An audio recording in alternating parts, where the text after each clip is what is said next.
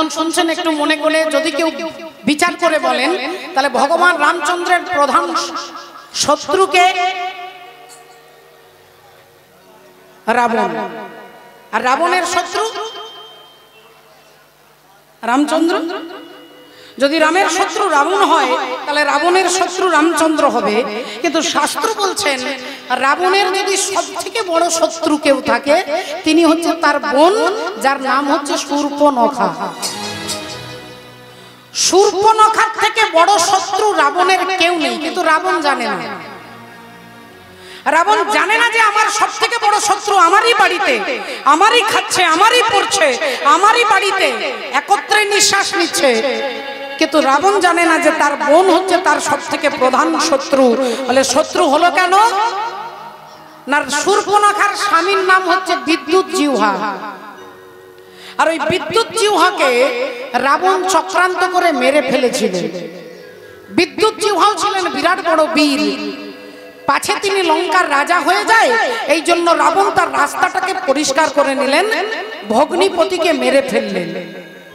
আর ভগ্নী শূর্পণখা স্বামীর মৃতদেহের পাশে দাঁড়িয়ে এক ফোঁটা কাঁদলেন না, চোখের জলটাকে ভেতরে রাখলেন আর মনে মনে প্রতিজ্ঞা করলেন, দাদা তুমি তো একা আমাকে বিধবা করেছো, আমি শুধু বিধবা হয়েছি। এটা আমি চ্যালেঞ্জ করে বলছি, তোমার যতগুলো স্ত্রী আছে আমি সবাইকে বিধবা করব।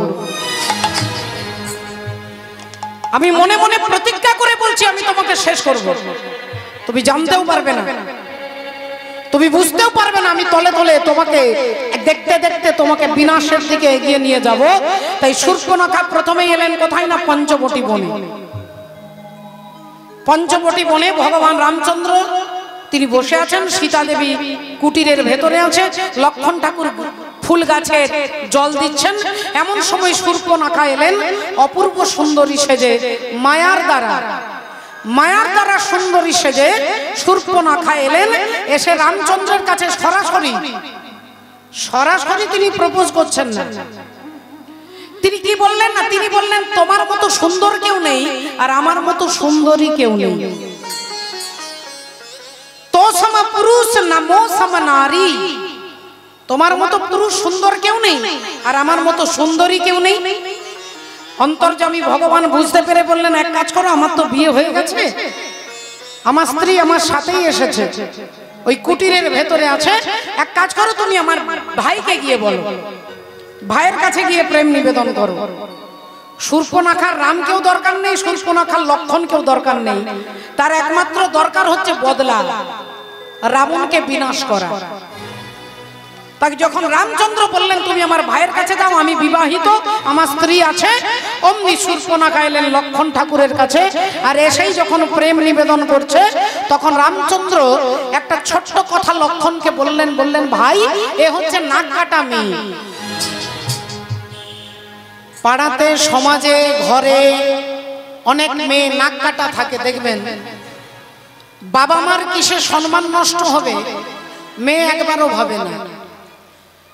বাড়ির কি করে সম্মান নষ্ট হবে, কি করলে বাবা ছোট হয়ে যাবে, ভাই ছোট হয়ে যাবে, একবারের জন্য চিন্তা করে না, শুধু নিজের জন্য ছোটে, শুধু নিজের ইন্দ্রিয় সুখের জন্য ছোটে, তাকে নাক কাটা মেয়ে বলা হয়। সমাজকে দেখে না, ধর্মকে দেখে না, বাবা মাকে দেখে না, সম্মান দেখে না। রামচন্দ্র বললেন ও নাক কাটা মেয়ে। আর লক্ষণ ঠাকুর ভাবলেন তাহলে দাদা বলছে নাকটা কেটে দিতে, অমনি তীর দিয়ে শূর্পণখার নাক আর কানটাকে কেটে দিলেন। শূর্পণখা প্রথমেই ছুটলেন দাদা রাবণের কাছে, আর রাবণের কাছে কেঁদে কেঁদে গিয়ে বলছে, দাদা একবার আমার দিকে তাকিয়ে দেখো, তাকিয়ে দেখো দাদা গো, তুমি যদি মরে যেতে, তুমি যদি না থাকতে আজকে আমার কোনো দুঃখই হতো না, তুমি যদি না থাকতে তাহলে আমার কোনো দুঃখ হতো না।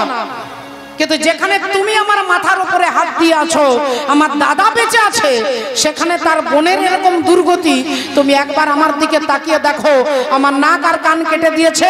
ওই জঙ্গলে দুজন তপস্বী এসেছে, নাম জানে না, দুজন তপস্বী সেই দুজন আমার নাক আর কানটা কেটে দিয়েছে। আমার সে কথাও শুধু তোমাকে বলতে আসিনি, আমি বলতে এসেছি ওই দুজনের সঙ্গে একজন অপূর্ব সুন্দরী নারী আছে, আর ওই নারী একমাত্র তোমার বাম পাশে, তাকেই একমাত্র মানাবে, তোমার পাশে একমাত্র তাকে মানাবে দাদা। তাই এটা বলবার জন্য তোমার কাছে এসেছি। দেখুন ধ্বংসের রাস্তাটা কিভাবে তৈরি করছে শূর্পণখা। আপনারা সাপ দেখেছেন, আর সাপ কি করে 100টা ডিম, 100টা পর্যন্ত ডিম দিতে পারে। সাপ যখন ডিম দেয়, সাপের যদি সব ডিমগুলো বেঁচে থাকতো তাহলে এই পৃথিবীতে শুধু সাপই থাকতো বাবা। কিন্তু সাপ ডিম দেয়, আর ডিমগুলো কি করে না নিজে খেয়ে ফেলে। কোন ডিমগুলোকে খায়? সাপ একটা বিড়ি পাকিয়ে এরকম গোল গোল করে গোলটার ভেতরে ডিমগুলোকে রাখে। ওই গোলটার ভেতরে ডিমগুলো থাকে, আর ওই ডিমগুলোকে একটা একটা করে নিজে খায়। কিন্তু কোন ডিমের বাচ্চা ফুটে সাপ হয়, কোন ডিমটা বেঁচে থাকে না এই গোলটার ভেতর থেকে যে বাইরে বেরিয়ে যায়। গোলটার ভেতর থেকে যে বাইরে বেরিয়ে যায় একমাত্র সেই বাঁচতে পারে, একমাত্র সেই সাপ হবে। আর বাকি সব ডিমগুলো বলে সব সাপের পেটে যাবে। তাহলে শূর্পণখা হচ্ছে সেই সাপ। আর শূর্পণখা যে পিঁড়ি পাকিয়েছিল, তার বাইরে তার ভেতর থেকে কে বেরিয়ে গেল না? একমাত্র বিভীষণ বেরিয়ে গেল। এই সংসার জগৎটা হচ্ছে এই মায়া নাগিনী। মায়া নাগিনী এই পিঁড়ি পাকিয়ে আছে, এর ভেতরে আমার মতো দুরাচারী, অত্যাচারী, পাপাচারী কলির জীব ওর ভেতরে আছি। তাই মায়া সাপ আমাকে দংশন করছে। কিন্তু আপনাদের মতো অনুরাগী ভক্ত এই পিঁড়ির ভেতর থেকে বাইরে বেরিয়ে গেছে ভগবত কৃপার বলে। তো শূর্পণখা বলল, দাদা ওই জঙ্গলে দুজন তপস্বী, তার সঙ্গে একজন নারী আছে, অপূর্ব সুন্দর দেখতে। দাদা আমি দেখতে চাই সে যেন তোমার বাম পাশে থাকে। বাম পাশে থাকে। আর ইন্দ্রিয়ের যিনি বশ, ইন্দ্রিয় যা বলে তা যদি কেউ করে, তিনি ইন্দ্রিয়ের বশ জীব। রাবণ সঙ্গে সঙ্গে কি করলেন? তার মামাকে ডাকলেন। মামা মারিচকে ডেকে বললেন, এক কাজ করো, তুমি হরিণ সেজে সীতা দেবীর পাশ দিয়ে চলে যাবে, সোনার হরিণ সাজবে। আর মারিচ কি করলেন না, সুন্দর সোনার হরিণ সেজে সীতা দেবী বসে আছে, তার পাশ দিয়ে একবার ছুটে চলে যাচ্ছে, আবার ছুটে আসছে, একবার এদিকে যাচ্ছে, একবার ওদিকে যাচ্ছে। সীতা দেবী তকতকে ঝকঝকে একটা সোনার হরিণ দেখতে পেয়ে ছুটে এলেন রামচন্দ্রের কাছে। এসে চিৎকার করে বললেন, স্বামী, বললেন স্বামী গো, আমি এক অপূর্ব সুন্দর সোনার হরিণ দেখতে পেয়েছি, ওই সোনার হরিণটাকে আমাকে ধরে দিতে হবে স্বামী। ওই সোনার হরিণ আমি চাই, আমি যে কোনো অবস্থায় ওই হরিণটাকে ধরে রাখতে চাই। রামচন্দ্র একটু মিষ্টি হাসলেন, বললেন, সীতে, যে হরিণ তুমি দেখেছো ওটা সোনা নয়, আর ওটা যদি সোনা হয় তাহলে হরিণ নয়। যদি হরিণ হয় তাহলে সোনা নয়, আর যদি সোনা হয় তাহলে হরিণ নয়। কারণ সোনার হরিণ কখনো হাঁটবে, চলবে, ছুটবে, এটা সম্ভব নয়। সোনার হরিণ আলমারিতে সাজানো থাকতে পারে, সোনার হরিণ শোকেসে সাজানো থাকতে পারে, কিন্তু সোনার হরিণ কখনো হাঁটা চলা করবে না। তুমি ভুল দেখেছো, তুমি মায়াকে দেখেছো, তুমি মায়াকে দেখেছো। রাধে রাধে। সীতা দেবী বললেন, না স্বামী, আমি নিজের চোখে দেখেছি, অপূর্ব সুন্দর দেখতে, আপনি আমাকে ওই হরিণটাকে ধরে এনে দিন। রামচন্দ্র বারবার বোঝাতে চাইছে, তুমি মায়াকে দেখেছো, তুমি যা দেখেছো তা ভুল। আর সীতা দেবী কোনো কথাই মানছেন না। কেন তারে ধরিবারে করিপন অকারণ মায়া বন বিহারিণী, মায়া বন বিহারিণী হরিণী গহন স্বপন সঞ্চারিণী। কেন তারে ধরিবারে করিপন অকারণ মায়া বন বিহারিণী। থাক থাক নিজ মনে দূরেতে, আমি শুধু বাঁশরীর সুরেতে। থাক থাক নিজ মনে দূরেতে,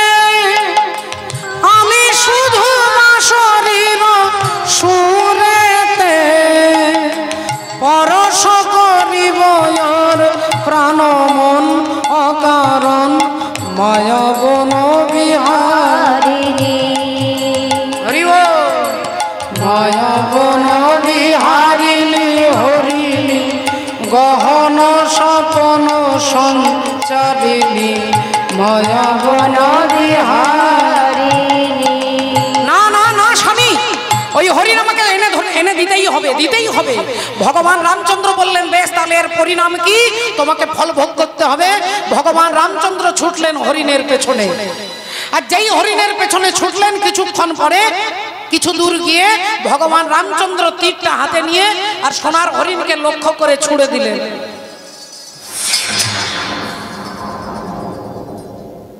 আর অমনি মারিচ, আপনারা সকলে জানেন তিনি একজন মায়াবী রাক্ষস। তার বুকে যখন এই তীরটা লাগলো তিনি কি করলেন, চিৎকার করে শেষবারের মতো ডাকলেন, ভাই লক্ষণ, ভাই যেই লক্ষণ বলে ডেকেছে। এবার সীতা দেবী ভাবছে যে আমার স্বামী রাম কোনো বিপদে পড়েছে, আর রাম তার ভাইকে ডাকছে লক্ষণ বলে। সীতা দেবী সঙ্গে সঙ্গে লক্ষণ ঠাকুরকে বলছে, ভাই তুমি যাও, তোমার দাদা বিপদে পড়েছে, তুমি যাও ভাই, তুমি তাড়াতাড়ি যাও, শীঘ্রই যাও। লক্ষণ ঠাকুর হেসে বললেন, বৌদি গো, মা গো, আমার দাদা হচ্ছে বিপদ ভঞ্জন মধুসূদন। পিঁপড়ে থেকে হাতি পর্যন্ত, পাবলিক থেকে রাষ্ট্রপতি পর্যন্ত যখনই জীব কোনো বিপদে পড়ে, যন্ত্রণায় পড়ে, তখন আমার দাদাকে ডাকে। আমার দাদা সকলের বিপদে তিনি রক্ষা করে, আর আমার দাদার বিপদ হবে, আমার দাদা হচ্ছে বিপদ ভঞ্জন মধুসূদন। তাই দাদার কখনো বিপদ হতে পারে না। সীতা দেবী বললেন, তুমি যাবে কিনা বলো, আমি তোমাকে আদেশ করছি, তুমি যাও। লক্ষণ ঠাকুর বললেন, না, আমি তোমাকে ছেড়ে যাব না, কারণ আমার দাদা যখন হরিণের পেছনে যায় আমাকে ইশারায় বলেছিল তোর বৌদিকে দেখিস, তাই আমি তোমাকে ছেড়ে যাব না, কিছুতেই যাব না। সীতা দেবী বললেন, আমি বুঝতে পারছি আমি একজন একলা নারী, তুমি আমার দুর্বলতার সুযোগ নিতে চাইছো। যে এ কথা বলেছে লক্ষণ ঠাকুরের চোখ দুটো ছলছল করে উঠল। বাবা লক্ষণ ঠাকুর হাত জোড় করে বলছেন, মাগো তুমি জননী, তুমি আদ্যা শক্তি, তুমি সদা সর্বদা তোমার চরণ ছাড়া আমি তোমার মুখের দিকে তাকাইনি মা। তুমি সম্পর্কে আমার বৌদি হলো, আমি তোমাকে মাতৃক জ্ঞানে পূজা করি, তুমি আমায় এত বড় কথা বললে মা, আমি যাচ্ছি। তবে মাগো তোমার চরণে নিবেদন, একটা দাগ দিয়ে যাচ্ছি, এই দাগের বাইরে কিন্তু তুমি বেরোবে না, এই দাগের বাইরে কিন্তু তুমি বেরোবো না, তাহলে সর্বনাশ হবে। এই বলে লক্ষণ ঠাকুর একটা লক্ষণ রেখা টেনে দিয়ে আর সোজা ছুটলেন। আর যেই ছুটলেন আপনারা তারপরের ঘটনা সকলে জানেন। রাবণ এলেন ভিখারি সেজে, ব্রাহ্মণ সেজে দরজার বাইরে দাঁড়ালেন, চিৎকার করে বলে উঠলেন, ভিক্ষাং দেহি। ভিখারি সেজে এলেন দাগের বাইরে, কারণ দাগের ভেতরে রাবণের ক্ষমতা নেই ঢুকবার, কারণ ওটা লক্ষণ রেখা। আর লক্ষণ রেখার ভেতরে রাবণের যোগ্যতা নেই ঢুকবার, কারণ ওখানে 444 ভোল্টের কারেন্ট দেওয়া আছে, তাই না পারবে রাবণ ভেতরে যেতে। আর লক্ষণ ঠাকুর বলেছে যে সীতা দেবীকে তুমি দাগের বাইরে বেরোবে না, তাই যেই দাগের বাইরে দাঁড়িয়ে বলছেন ভিক্ষাং দেহি, অমনি সীতা দেবী পরিষ্কার বললেন, বাবা আপনি একটু কাছে আসুন, আমি পারবো না দাগের বাইরে যেতে, আপনি একটু কাছে আসুন, আমি এসে ভিক্ষাটা দিচ্ছি, কারণ আমার দেবর এই দাগটা টেনে দিয়ে বলেছে দাগের বাইরে বেরোবে না। সত্যবাদী মা সীতা দেবী সরল ভাষায় তিনি বলে দিলেন। আর রাবণ মনে মনে চিন্তা করলেন যে দাগের ভেতরে আমি যাব না, দাগের বাইরেও বেরোবে না, তাহলে আমি সীতাকে হরণ করব কি করে? চালাকি করে রাবণ বললেন, শোনো মা, তোমার ঘরটা বাঁধা আছে, বন্ধনযুক্ত ঘর, এই ঘরটা বাঁধা দেওয়া আছে মন্ত্রের দ্বারা, আর বন্ধনযুক্ত ঘরে আমি ভিক্ষা নিতে পারবো না, তাহলে তোমার পরিবারের অকল্যাণ হবে, আমি এখন চললাম। সীতা দেবী বললেন, দাঁড়ান বাবা, আমার সংসারের অকল্যাণ হবে এটা আমি চাই না, আপনি দাঁড়ান, আমি দাগের বাইরে যাচ্ছি। আর যেই সীতা দেবী দাগের বাইরে বেরিয়ে ভিক্ষাটা দিতে যাবে, অমনি রাবণ রাজা সীতা দেবীকে হরণ করবে। এবার আপনারা মনে মনে চিন্তা করবেন, একটু লক্ষ্য করে দেখবেন, রাধে রাধে, এই গোটা ঘটনাটা আমার দেহ কেন্দ্রিক, আমার দেহের মধ্যেই আছে। এখানে রাবণ আছে, এখানে সীতা আছে, এখানে রাম আছে, এখানে হনুমান আছে, সব দেহের মধ্যে আছে। আপন ঘরে চুপটি করে দেখ না রামায়ণ। রামায়ণ টিভিতে দেখলে হবে না, রামায়ণ শুধু গ্রন্থে দেখলে হবে না, দেহের দিকে তাকিয়ে বলছে আপন ঘরে চুপটি করে দেখ না রামায়ণ। এই দেহের মধ্যে খুঁজলে পাবি, ও খেপা দেহের মধ্যে খুঁজলে পাবি, হেথায় আছে রাম রাবণ। আপন ঘরে চুপটি করে দেখ না রামায়ণ। আপন ঘরে চুপটি করে দেখ না রামায়ণ। আপন ঘরে চুপটি করে দেখ না রামায়ণ। ও যে দেহের মধ্যে, ও খেপা দেহের মধ্যে খুঁজলে পাবি, ও খেপা দেহের মধ্যে খুঁজলে পাবি, আহা দেহের মধ্যে খুঁজলে পাবি। বলি হেথায় আছে রাম রাবণ। আপন ঘরে চুপটি করে দেখ না রামায়ণ। আপন ঘরে চুপটি করে দেখ না রামায়ণ।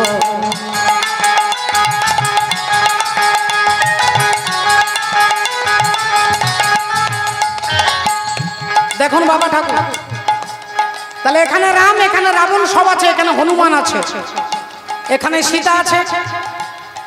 তাহলে কে কে কাকে হরণ করলো? দেখুন, মনরূপী হনুমানে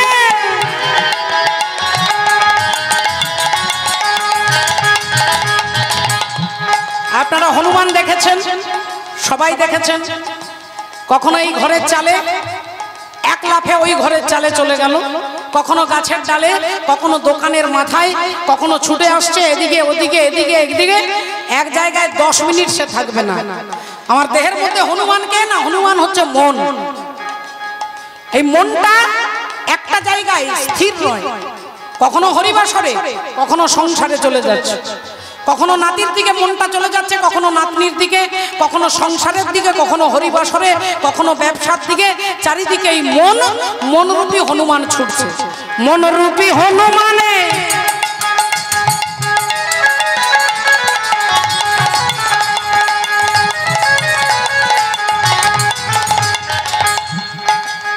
শক্তিশালী পড়ে আছে লক্ষণ। লক্ষণ ঠাকুরকে বাঁচানোর জন্য গন্ধর্বমাধব পর্বত থেকে বিশল্যকরণী আনতে হবে। বিশল্যকরণী আনবার সময়টা কি? বলে সূর্য ডুববার আগে আনতে হবে। তা এত দূরের রাস্তা যাবে কি করে? যেতে আর রাস্তাই তো একদিন দুদিন লেগে যাবে। সূর্য ডুববার আগে এত তাড়াতাড়ি আনবে কে? বিশল্যকরণী আনতে যাচ্ছে হনুমান। মনরূপী হনুমানে ওগো পাঠাও গিয়ে তারে গন্ধব মাধবের স্থানে। পাঠাও গিয়ে তারে গন্ধ মাধবের স্থানে। পাঠাও গিয়ে তারে গন্ধ মাধবের স্থানে। বলি আনবে ঔষধি চিনে, ও গো আনবে ঔষধি চিনে। বলি আনবে ঔষধি চিনে, বাঁচবে যে ভাই লক্ষণ। আপন ঘরে চুক্তি করে দেখ না রামায়ণ। আপন ঘরে চুক্তি করে দেখ না রামায়ণ। দেখুন কত বড় কথা বলছেন। রাধে রাধে। সীতা দেবীকে রাবণ হরণ করেছে। রাবণকে না, যার 10টা মাথা। আমার দেহের মধ্যে কি আছে? বলে 10টা ইন্দ্রিয় আছে, 5টা জ্ঞানেন্দ্রিয়, 5টা কর্মেন্দ্রিয়। এই 10টা ইন্দ্রিয় রূপী দশানন আজকে কাকে হরণ করছে? তত্ত্বদর্শী মহাজন বলছে। রাধে। কুলকুণ্ডলিনী সীতায় হরে, কুলকুণ্ডলিনী সীতায় হরে। কুলকুণ্ডলিনী সীতায় হরে, দশেন্দ্রিয় দশানন। আপন ঘরে চুক্তি করে দেখ না রামায়ণ। আপন ঘরে চুক্তি করে দেখ না রামায়ণ। ও যে দেহের মধ্যে খুঁজলে পাবি, ভোলামে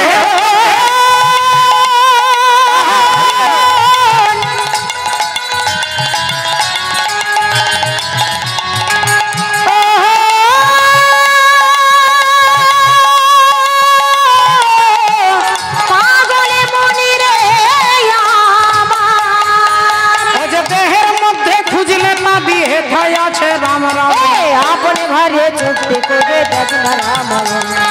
আপন ভাবে চুক্তি করে দেখি না রামায়ণ আপন ভাবে চুক্তি করে দেখি না রামায়ণ তাহলে সীতা দেবী হচ্ছে কুলকুণ্ডলিনী শক্তি, সৎবুদ্ধি। আর সৎবুদ্ধিটাকে কে হরণ করছে? বলে ইন্দ্রিয় হরণ করছে। আমাদের ইন্দ্রিয় সৎ বুদ্ধিটাকে হরণ করে নিচ্ছে।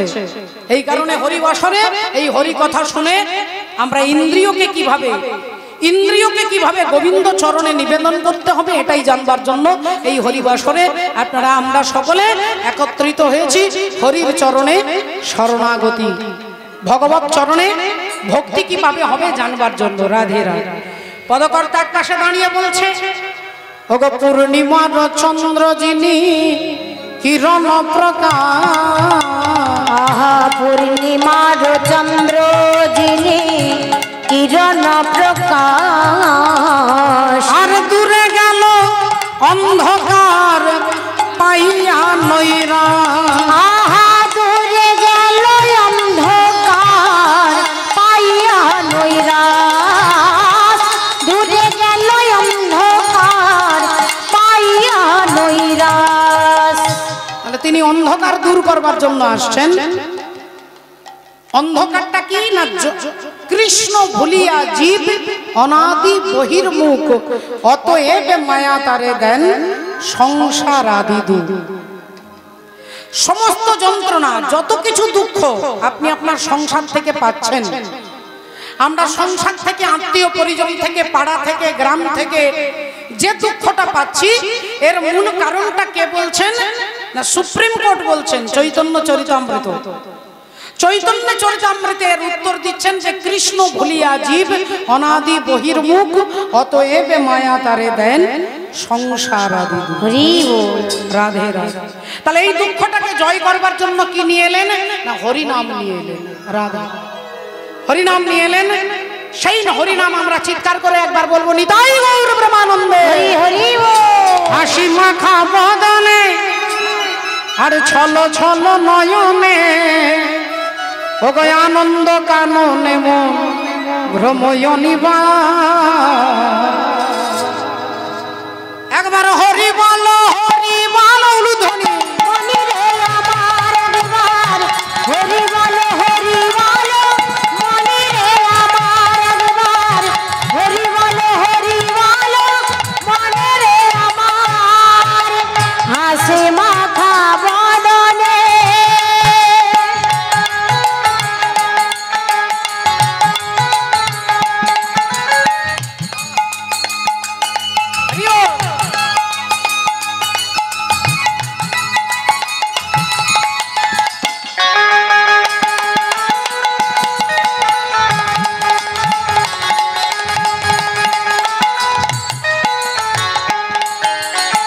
ওরে গতি নাই, গতি নাই এই হরি নাম ছাড়া, আর কণ্ঠ ভরিয়া গাও তুমি হয়ে আত্মহারা।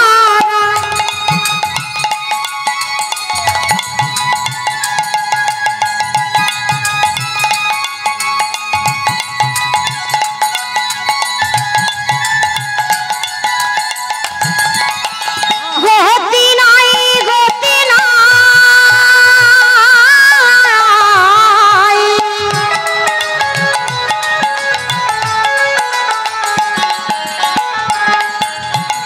গতি নাই, গতি নাই এই হরি নামে ছাড়া, কণ্ঠ ভরিয়া গাও হয়ে আত্মহারা।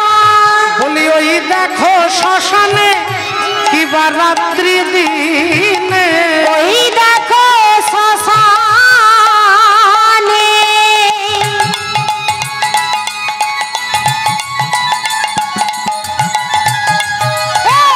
ওই দেখো শ্মশানে কিবা রাত্রি দিনে, ওগো পুড়িতেছে মানুষের কত অহংকার।